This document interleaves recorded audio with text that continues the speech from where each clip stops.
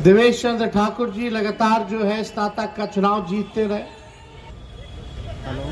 और आज तक जो है जितने ग्रेजुएट्स थे उनकी समस्याओं के बारे में उन्होंने एक बात नहीं उठाया। लेकिन तेजस्वी के सरकार में रहने के बाद नौकरी का भी मेला निकलने लगा। एक साथ पूरे बिहार में 5 लाख लोगों को एक दिन में सभी लोगों को नियुक्ति पत्र हम लोगों ने बंटवाने का काम किया। अपराध चरम सीमा पर है। मुजफ्फरपुर तो सबसे नंबर आगे है। पटना मुजफ्फरपुर का कोई मुकाबला है?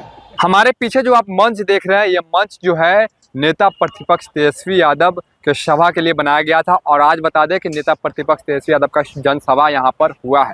जनसभा किस लिए हुआ है आपको बता दें कि तिरहुत स्नातक क्षेत्र में विधान परिषद के लिए उपचुनाव होने हैं। और बता दें कि महागठबंधन के समर्पित उम्मीदवार गोपी किशन को बनाया गया। नमस्कार, आप फर्स्ट लुक बिहार देख रहे हैं और मैं हूँ अभिषेक रंजन। इसी मंच से बता दें कि कल एनडीए प्रत्याशी का जनसभा हुआ है, जिसमें बिहार सरकार के कई मंत्री शामिल हुए थे। बिहार सरकार के उप मुख्यमंत्री सम्राट चौधरी भी शामिल हुए थे। वहीं इसी मंच यानी कि सभा स्थल वही है, सिर्फ बैनर बदले हैं और जो पंडाल का कपड़ा है वो बदला है, लेकिन सभा स्थल वही है, जगह वही है।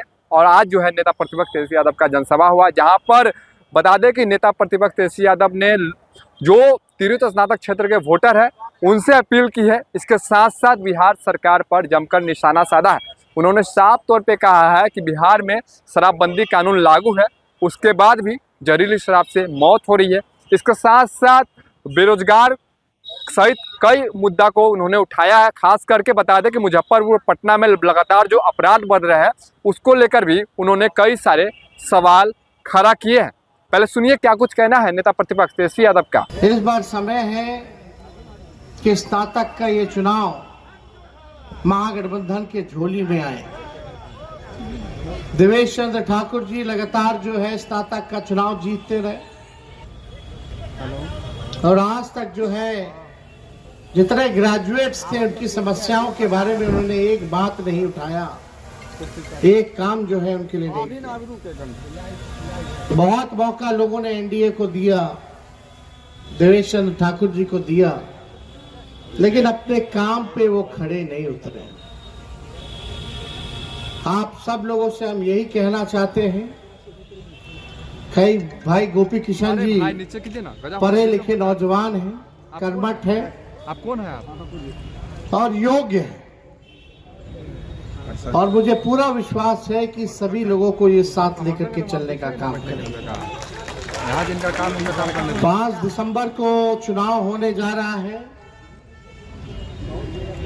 जितना वोटर इन्होंने बनाया है, पार्टी के सभी जनप्रतिनिधियों से, पदाधिकारियों से, सभी नेताओं से हमारी अपील है कि ये केवल गोपी किशन जी का चुनाव नहीं, ये चुनाव पार्टी का चुनाव है। ये चुनाव लालू जी भी लड़ रहे हैं, तेजस्वी यादव भी चुनाव लड़ रहा है। तो सभी लोग मिलकर के जो है इस काम में जो है आप लोग लगने का काम करें और जिताने का काम करें। देखिए, सबसे बड़ा दुश्मन हम लोगों का बेरोजगारी है। हम लोग नए सोच के लोग हैं, चाहे गोपी किशन जी हो, हम हो, मिलके नया बिहार बनाना चाहते हैं, आगे ले जाना चाहते हैं।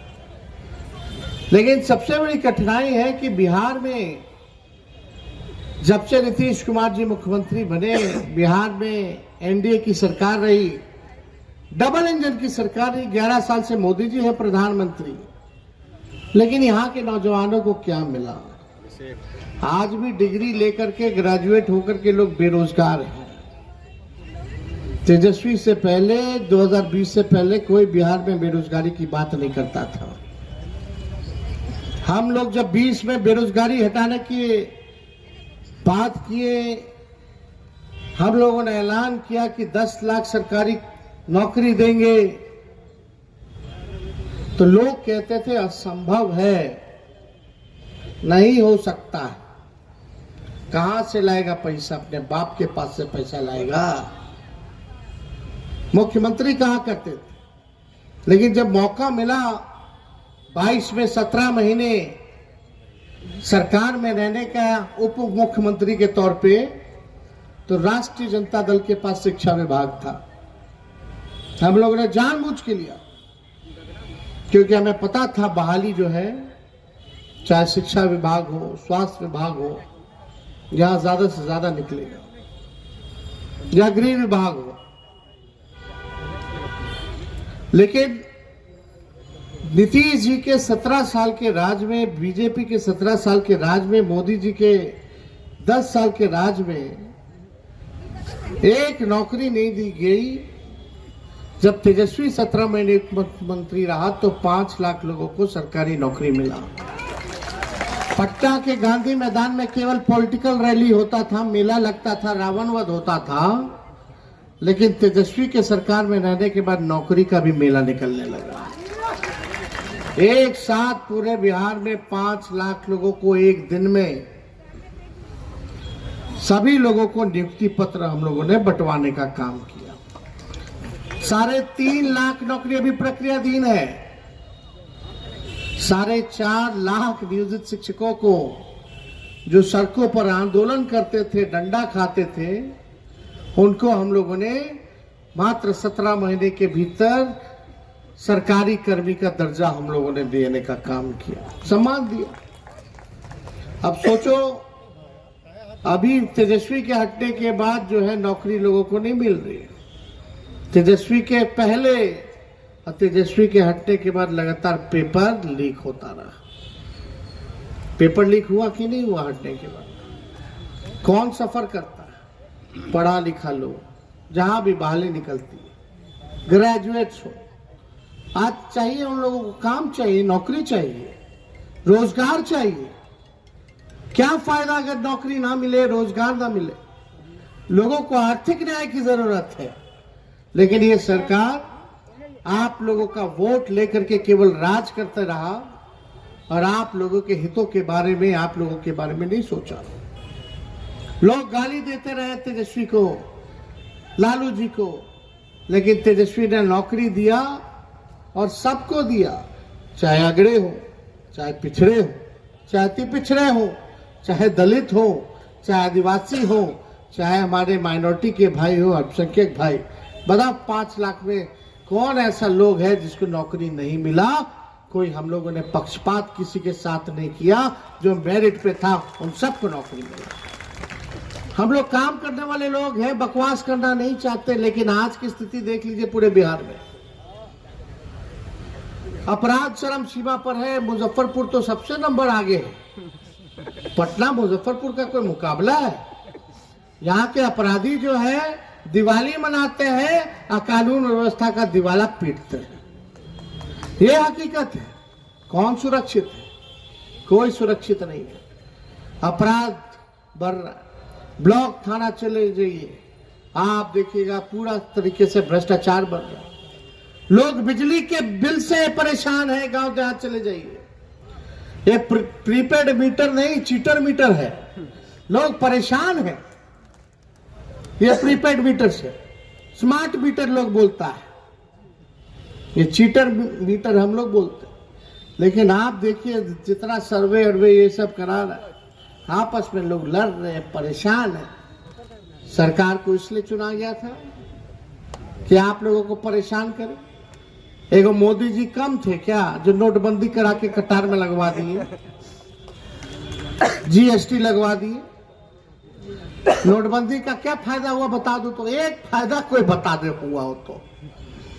कोई फायदा नहीं। वैसे ही भ्रष्टाचार, वैसे ही काला धन, और ये लोग केवल जनता को परेशान करने का काम किया।